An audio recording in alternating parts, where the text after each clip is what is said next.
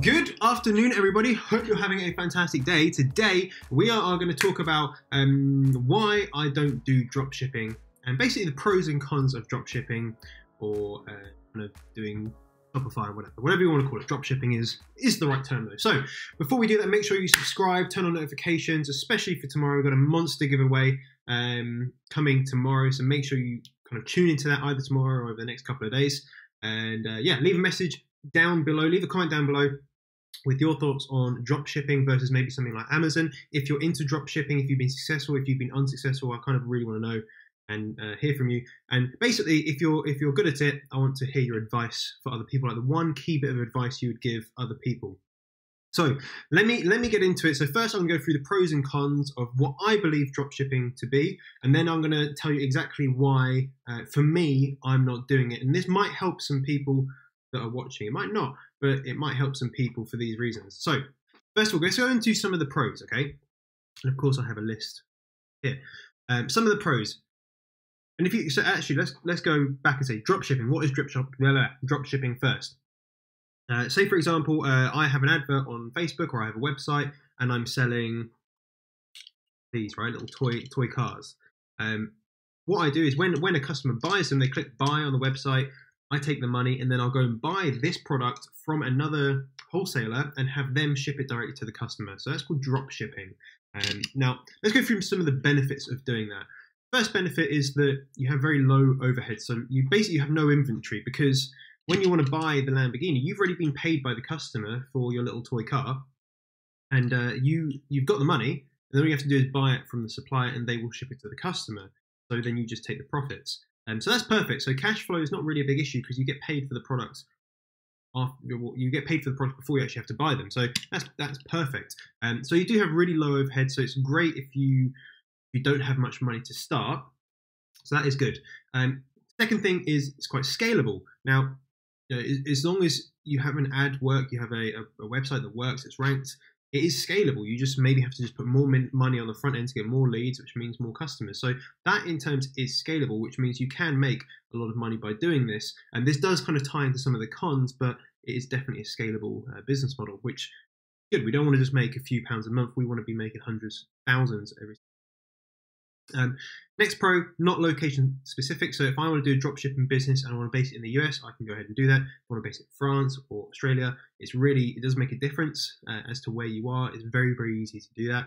So not location specific. So especially if you're not in a country that maybe wants to buy all these products. I don't know. Say for example, you're in France, but you want to sell in the UK. That's fine. You can do that. It's nice and easy. Next thing, you can actually validate your product choices with very little risk. So you don't have to buy 100, 200 units of stock to validate if your product is good or not. You can literally buy 0 products and just start running your campaigns and have your website set up with your product on it. And when people buy it, or if people don't buy it, you will know if it's going to be a good product for the future. So kind of pretty good low risk there. So those what I would say would be the pros. Okay, those are the pros. There's about 4 of those. So no inventory, which is kind of low overheads, quite scalable, not location specific, and you can validate products with fairly low risk. And let's go into some of the cons. So if you have any more pros, again, let me know down below. Cons, I would say because it's a low barrier to entry, you don't need a lot of money to start. There's going to be more competition doing it because more people want to get in on it and find those quick, profitable products, those niches where you can make money fast. So there is a low barrier to entry, but I can see that as having high competition if lots of people try and do the same thing. And obviously, there's probably a reason or a way around that, but that's the initial con that comes to mind. Obviously, I don't do drop shipping, so feel free to correct me.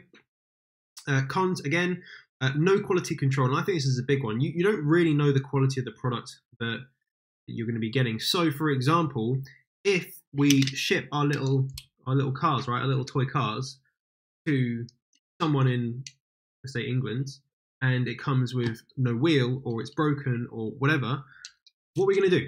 Can we take returns? There's no point in returning it because you're going to have to return it to China. So what you're going to do is you're going to end up refunding the customer the full amount. You've already paid for the product.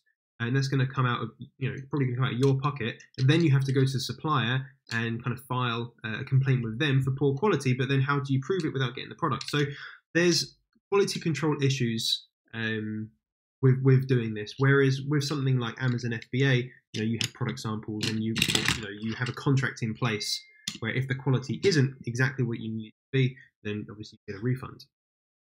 Next con, I believe, is you don't really have a brand. You can create a branded website and stuff like that, but you don't have a brand. You don't have products which the intellectual property of that product and its brand are yours, because it's just a product. It's just a product. There's no branding on it. It's not a brand. It's not something that you can build and kind of sell as a brand, which in the long term, I think building a brand is the best thing to do. Another con, low margins. Now you're the kind of, you're just a transaction, okay? All you are is a transaction from the buyer to the seller, okay? And that's all you're doing. Means you're going to get a very low profit margin. You're not really doing much. And say, for example, when we consider Amazon FBA, we're looking for at least 100% profit margin.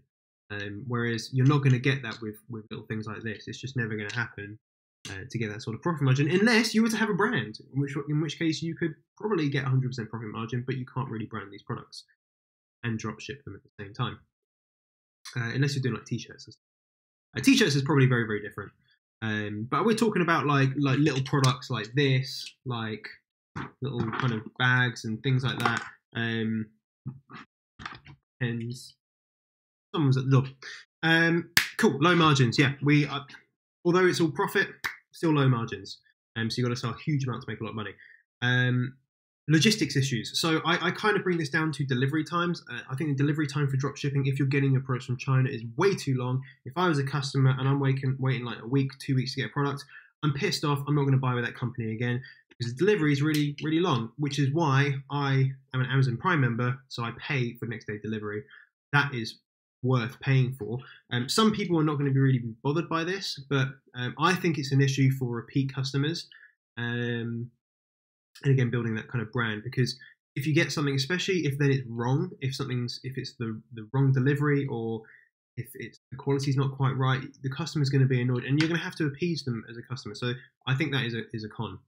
Reliance on stock. So if you do pick a product that is quite popular and everyone's trying to sell it, you might have stock issues, which may again bring a halt to your business because you're reliant on stock that you don't have, that the manufacturer needs to make more. I guess that is probably very rare, but certainly an issue that if you're relying on this income, it could be very annoying if you can no longer have stock. Also, less competitive with price negotiation. Because you're just a transaction in that sense, and they're doing all the work, they're doing all the shipping, you can't compete as much with price, and that's really important. Whereas with something like FBA and private labeling, price is very negotiable. So that's definitely something to be aware of. And this is probably the big one. This is the Facebook con. So in my belief, if you really want to automate this to be passive income, which is what I think is the best thing to do, you've either got to rank a website, or you've got to really have Facebook ad knowledge, or ad knowledge in general. And that's not like an easy thing to learn. A lot of people will try and sell you the fact that you can just do a Facebook advert and you're going to make money from it. That's kind of not really how it works. Facebook ads are very in-depth, and all advertising is very in-depth. It's not just about the advert and the targeting, about the demographics, it's also about the retargeting and understanding Facebook pixels and Google Analytics and how all these things tie together. My personal belief is that dropshipping is all about your advertising strategy. That's what it all is. It's all about the sale. Okay, it's how you find the customers. And I think a lot of people get into it and they don't really understand how to use Facebook ads. They just do one advert, which is like a traffic advert, conversion advert, not knowing that they're not really going to make any sales until you build up enough traffic to do retargeting and retargeting again and get people on the email list and retarget in their emails, and that's when you're going to make the sale. So I think a lot of people get into it and they don't really understand that that's really how it works. And of course, with that, you get ad fatigue. So if you are running something and it's a product that's being profitable for you, you can still get ad fatigue. The product kind of disappears. But again, I guess it goes back to a pro, because once you have ad fatigue and you're not selling any products, you just turn off the ad. You don't have to sell that product anymore, and there's no inventory to liquidate or anything like that. So I guess that's a con and a pro at the same time, depending on which way you look at it. So for me, why? Because I saw dropshipping before I started Amazon FBA, and I was like, which one should I do? And the reason I chose Amazon FBA is for basically these reasons that I'm going to discuss now, right? Over drop shipping. So for me, you can't build a lasting brand, as in a brand that's going to last years. It's just unfortunately, it's going to be very rare that you are going to be able to do that, because you're going to be selling other people's products, right? Other people's products. You might have a website, you might have a branded website, but the products are never going to be yours. You're not in control, or I'm not in control. So I want to be in control of my product. I want to be in control of what it looks like. I want to be in control of the branding. I want to be in control of the packaging, the inserts in terms of like how to use it. I want to be in control of that. Whereas with drop shipping, bar things like maybe things that you can brand, like mugs, t-shirts, that sort of stuff, you're not really in control with that. Delivery times for me are too long. For me as a customer, and I'm looking at this from a customer's perspective. So as a customer, I want next day delivery, and that's me. So the demographic of the people that I want to market to are people like me, people that want to pay for next day delivery, and see that it's worth it. So that's why I chose Amazon, is because Prime Delivery, they're customers that spend more on average. So I want to go for those customers. Whereas when the delivery times are really long, as a customer, I get really pissed off. Even if Amazon delivers something a day late, I get annoyed, because I was like, 2 days delivery? That's ridiculous. I want next day delivery. So for me, that's why I wouldn't want to give customers that impression of my business, that we take ages to get things delivered. So that's something that's a personal preference. But again, that's why I didn't do it, and that's why for Amazon. And then the last one, it's actually not the last one. This is just generally for me. Success for me is really based off advertising. And if you don't know how to advertise, and if you're not very good at advertising, or you've never done it before, then you're gonna struggle at the beginning. You can of course do it through influencer marketing and websites and ranking on SEO and YouTube and stuff like that. But really, for me, because I want to have it passively coming in, I don't want to spend a lot of time doing this, then it would be all about Facebook ads, it would all be advertising and getting a machine working for me, which isn't as easy as people think. The next thing, why I chose Amazon. Okay, why Amazon is this is a preference. This is a preference. Don't hate me, but this is why I think Amazon is better. Okay, Amazon FBA and private labeling. Firstly, it's your intellectual property, your brand. Okay, so those are two things. It's your intellectual property and it is your brand. And no one can take those away from you because they're yours. It's something you can be proud of. It's something you can sell. It's something you can sell through dropshipping. You can dropship your own Amazon products if you really want to.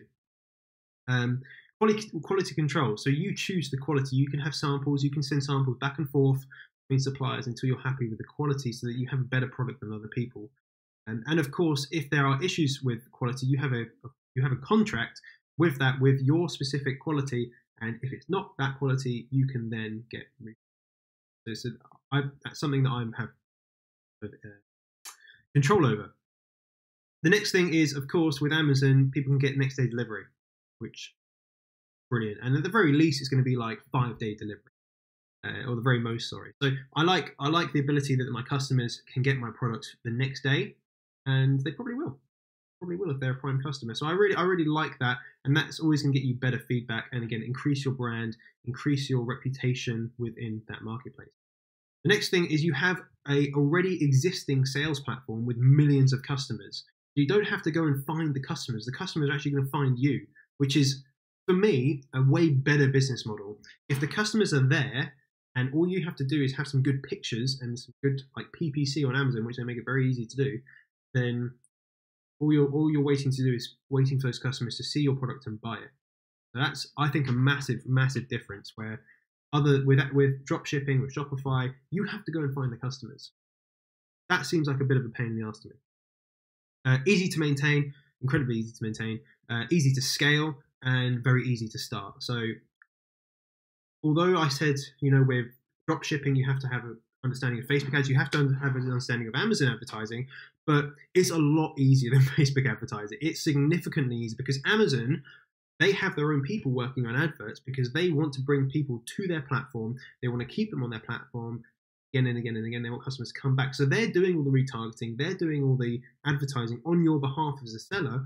All you're doing is telling Amazon what your product is, what it's good for, and what keywords are the best ones for their customers. So honestly, it's very easy, and it's just a tick box. Yep, done that. and then you can ready to launch your product. Of course, there's loads of different steps, like there is with drop shipping.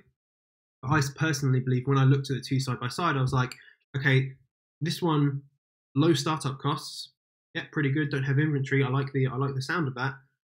However, I couldn't build something that was lasting. It would take more time to maintain, more kind of down to the person as to how well they can do it.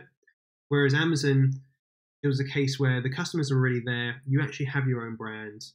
People get next day delivery. You can have happy customers that hopefully you can bring back again and again and again.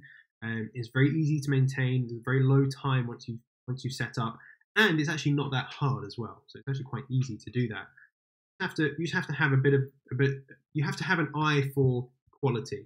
That's what I personally believe. Some people on Amazon don't do this, but I believe you have to have an eye for quality and sell a product that is better than other people. Some people just sell products that are just general, which, okay, it works for some people, but that's not what I want to do. As a business owner, I don't want to sell a subpar product. I sell the best product. So, guys, what do you think? What do you think about that? I know Christmas Eve and everything, you might not be kind of wanting to think about this, but a lot of you guys might be wanting to start a business in the new year, like New Year's resolutions and everything. I know lots of people reach out to me, so I'm going to start this in New Year, I'm going to start this in January, I'm going to start dropshipping in January, and loads of people ask me, should I do dropshipping or Amazon FBA? So my personal preference is Amazon. Yours may be different. You may look at some of these cons and go, well, actually, for me, that's a pro. And that's what I want you to basically comment down below. So I know I understand some of these will be they'll be relative to my perspective rather than your perspective. So I kind of want to hear that and see what you guys think. But yeah, let me know, guys, who's starting a business in January. If you're starting a business in January, let me know if there's anything I can do to help. If there's any content I can release for you, then I will more than happily either learn stuff or share the knowledge that I've got. But that's going to be it for today, guys. Thank you ever so much for joining me here. Make sure you subscribe, turn on notifications. We've got loads of cool stuff coming, especially in the new year. What else am I going to say? Like the video if you can, and also make sure you stay around for tomorrow's video. Massive giveaway, absolutely ginormous giveaway. I won't say any more than that, but have a good day. Bye bye.